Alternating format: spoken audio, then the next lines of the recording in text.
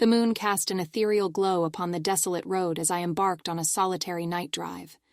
There was something captivating about the stillness of the hour, the empty expanse of asphalt stretching out before me.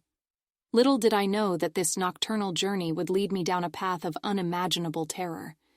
As I cruised along the deserted highway, a sense of unease settled in the pit of my stomach. The surrounding darkness seemed to close in, suffocating me with its weight. My fingers tightened around the steering wheel, a feeble attempt to ground myself in the face of mounting apprehension. Suddenly the radio crackled to life, emitting a discordant melody that sent chills down my spine. The hairs on the back of my neck stood on end as a disembodied voice whispered eerie fragments of words, a haunting chant that seemed to transcend time and space. Fear gripped my heart, but I couldn't tear my ears away from the haunting melody that filled the car. Eyes darting to the rearview mirror, I caught a glimpse of a shadowy figure in the back seat. Panic surged through me, threatening to overwhelm my senses. I strained to make out its features. A distorted face, eyes gleaming with a malevolent intensity. My heart pounded in my chest as I realized I was not alone on this drive. Swallowing my fear, I focused on the road ahead, desperate to escape the encroaching darkness. But the car seemed to have a will of its own, the steering wheel resisting my every command.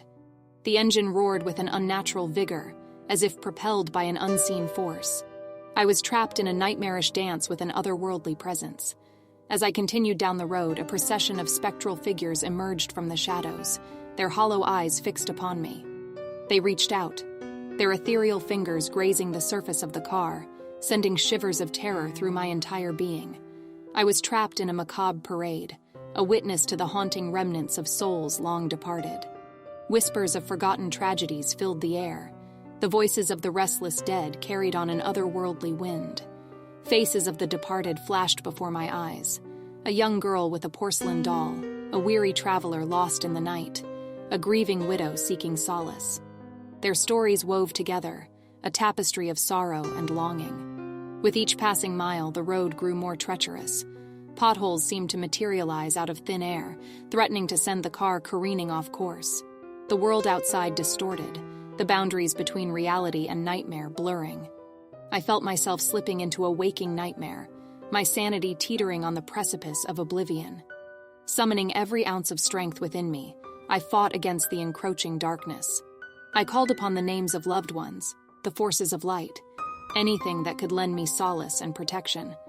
The car jolted with a violent force, and in a burst of blinding light, the haunting figures vanished, as if swallowed by the very night from which they emerged.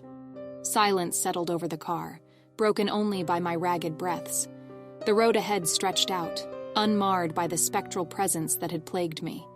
It was as if the nightmare had never occurred, but the memory of that harrowing night drive would forever be etched into my consciousness.